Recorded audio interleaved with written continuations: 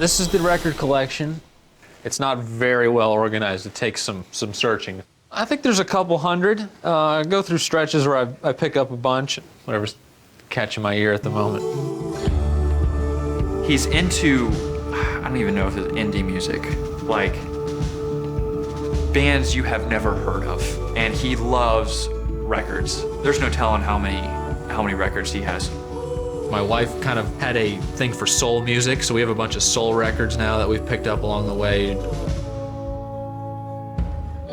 Music has always been our thing. That was the first thing that brought us together, really, because when we met, that was the first thing we figured out that we had in common. Roberto Castro is not your typical PGA Tour player. Roberto is an interesting guy. He kind of marches to his own beat, but I'm always impressed by the fact that he's not afraid to be himself, and he's very comfortable in his own skin. He reads 1,000-page novels and biography. I mean, I'm telling you, the guy's brilliant. He's incredibly well-rounded. He's a Renaissance man, he really is.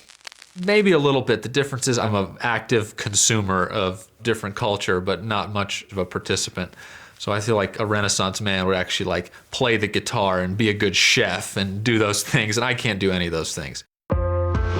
Maybe not, but Castro does more than just consume. He also offers a unique perspective of life on tour through his Twitter feed. You can share cool little nuggets that happen to you. Those funny moments in life where it's hard to explain, but they come across well for some reason in 140 characters.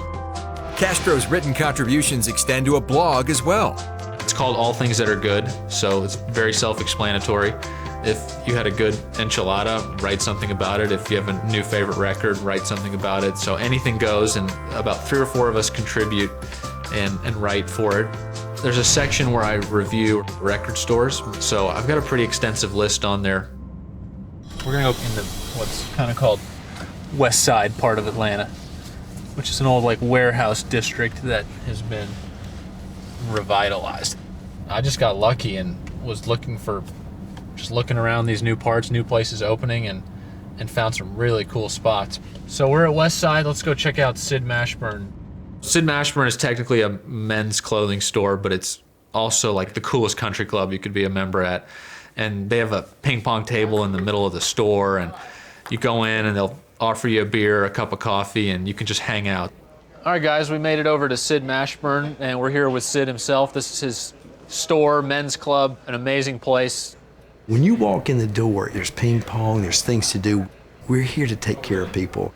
This is for guys of all ages, all religions, all creeds, all race, all everything. And what that does is it gives you a better cross-cultural flow of who walks across your threshold. A lot more fun. First of all, let's just say this. You look fantastic today. That's one of our jackets and one of our shirts. Well, you know the jacket fits well when you can play ping pong like this in it, okay? Let's get a jacket on. Let me take this one off. Taylor, you want to grab that navy blazer? Sleeves look a little wide, or this is pretty good? I think it looks good. He's almost off the rack. Let's release the waist just a touch. That looks good. Good deal, we got you taken care of. Cool. This is gonna be handy. So Sid's got all kinds of cool stuff. I'm a sucker for shoes. They got shirts, and then they have this. They did a little green this year. And if you're a professional golfer, you don't want to get your green jacket here at Sid Mashburn. But for everyone else, I'd get it here.